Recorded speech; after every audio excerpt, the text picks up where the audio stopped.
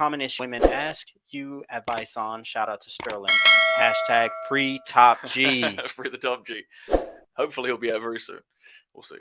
Most common issue that men come to me with, it depends on their age, actually. So older guys tend to come to me asking how to last longer in the bedroom, which is typically, like premature ejaculation and stuff. And younger dudes tend to come to me with like performance anxiety or erectile dysfunction problem because of their massive overexposure to pornography, which can really, really fuck dudes up in this department, unfortunately. If I don't really have that many women who follow me regularly enough to ask a lot of questions or to even submit a question through email, but the I do get, what they tend to ask me is, like, what can I do to like please my man and keep my man around, basically, in bedroom wise, right? And the answer to that is unequivocally just be enthusiastic. The cheat sheet for women in the bedroom is just be enthusiastic for your man and for your man's penis. If you worship that like a goddamn idol, happy days. Like that, you don't really need to do much else. It's so simple. Like it's like easy mode. Like there's nothing really. Okay, yeah, we talked about like maybe a girl is phenomenal at like giving hand jobs or phenomenal at giving blow jobs or whatever the case may be. Well, that's all well and good and fun, but it also probably means that she's got a reasonable body count if she's that good at a particular sex act, right? So that has pluses and minuses in the dude's mind. But if she's just plain enthusiastic for him, then that communicates all the right things to him to want to keep her around. Yeah, that's a good one. Really good one. Now, going back to something that you mentioned about men with erectile dysfunction, with certain things like pills or like you got Royal Honey out there. Shout out to Royal Honey packs. So, do you think a man can take too much of that to where it's like, damn, like they just can't get it up after so long? That's a good question. Yeah, absolutely. I know that's the case because it happens in the industry all the time. Wow. So you can take, in particular, things like Viagra and see. I think what's it? Blue pill chews. What was that honey thing you mentioned a second ago? Royal Honey. I'm pretty sure Royal Honey is just like honey with Cialis mixed in it. Yeah, it is. Okay, yeah. I looked it up. It's the same ingredient or something very similar. Yeah, to the same active compound, right? This in particular happens with Viagra. So what happens is, especially if you're a young guy shooting porn, right? So you're shooting like 7 days a week. And like you're basically natural to start off with, and then like the novelty starts to wear down, and then you start to take Viagra, and then like 6 months later the Viagra stops working because you develop a drug resistance, which is totally what happens. Yeah. And this can happen not just for dudes in porn, but it can also happen for like an older guy. Let's say an older dude who taking it regularly. Yeah, he's taking it very, very regularly, right?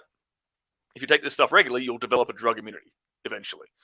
And they stop working, and you'll need more of the active compound to produce the same result. And then you start getting even worse side effects from these drugs. Like you'll get dizzy, you'll start possible heart problems. Like there's some not fun side effects to these drugs. Yeah. So my approach to it has always been like, okay, well, let's attack the root cause of the problem. Is it a blood flow issue? Do you have bad cardiovascular health? Let's start there. Is it a hormonal issue? Your T level's super low. Let's fix that. Like what is going on here that's actually causing this problem? Are you nervous? Is it performance anxiety? Well, we can attack that differently. So let's fix the problem, the underlying actual issue that's causing this, because like there's no reason why a dude 80 shouldn't have like a raging boner. Yeah. Like if he stays in shape, he should. I mean, maybe it's not going to be as rock hard as it was when he was like 16, but it should still. Without any chemical assistance. Of those three things, which one do you think happens the most, or that most people are going through? Like the mental thing. Yours, like what was the three things that you just said? I said like performance anxiety, which is like a mental thing. Yeah, performance. Cardiovascular health or hormonal imbalance. Which one of those do you think is the most? In America, it's. I mean, the latter two basically tie into one another because the cardiovascular. Cardio. I think there's a lot of fat people in America. Yeah. A lot of pre-diabetics. That's definitely.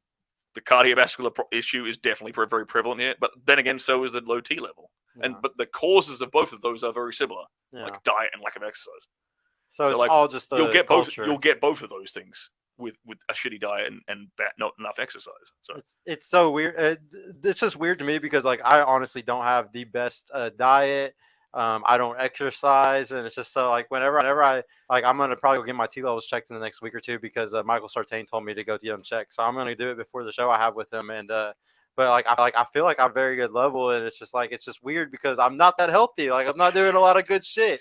I'm very curious, like what actually makes people in the better position. Dudes are just blessed with like, Good genetics. Yeah. super high T. Super. Yeah. The other big thing is your prolactin levels. That prolactin is this chemical that no one really talks about unless they're like bodybuilders or anything like this. So prolactin is the chemical that your brain secretes when you orgasm as a dude, right?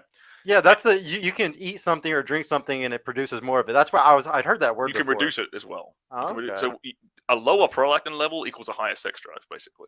Oh. Roughly speaking. Yeah, and if you have a high prolactin level, you have very low sex drive. So you don't want to eat certain things because it will raise that level, and you want to eat certain things to lower it. And if you jerk off more, it'll raise it. Wow. Well, guys, don't fucking jerk off then at all. Jesus. But like I was saying, in a relationship, I think sometimes it's healthy, sometimes maybe to do it so you don't go cheat on somebody or something. But yeah, guys should really no fat. Or like, what do you think about the no fat movement? Do you think that the semen retention is a good thing for guys? Like, I'm guessing you agree with all. Yeah, of I mean, I think it's like the general concept is perfectly fine. Do I think it attributes like superhuman abilities to you? No. Like the forums say, I read yeah. some crazy shit on Reddit I about think no it's- fat. I think a lot of what they're attributing is just basically momentum. Yeah, I completely agree with you. Because like, okay, they'll do it for 30 days and they think it's momentum. I think they're superhuman. Like physiologically, like I think they've done studies on like no-fap and testosterone levels, and I think after 7 days they peak.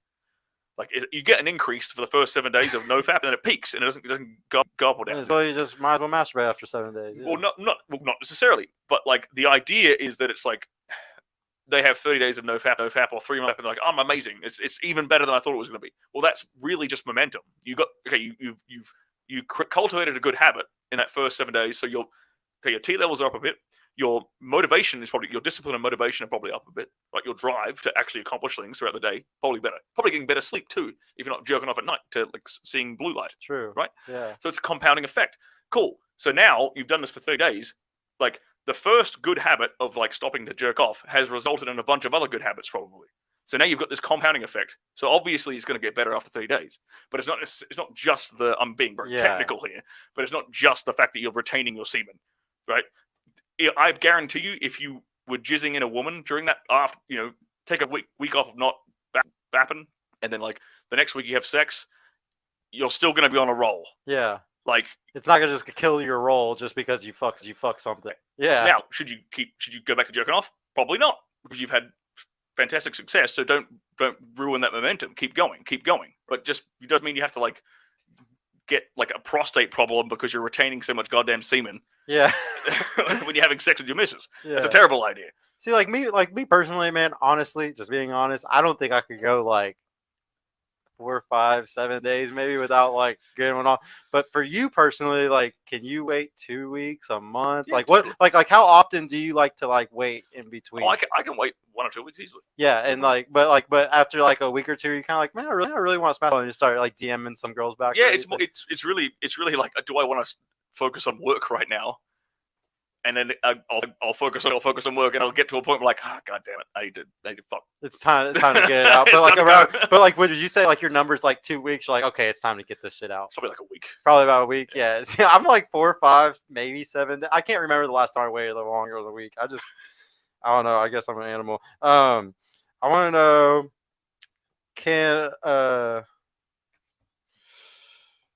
which is more popular, you think, as somebody that works in pornography, innie or outie vaginas? It's something I like to joke about. I like to joke about this on the show, bro. And like, I know a vagina doesn't change based off of a guy's dick size or anything like that, but I just think that it's messed up that women shave men that have small dicks. So because they shave men for something that they can't control, it's just their natural thing.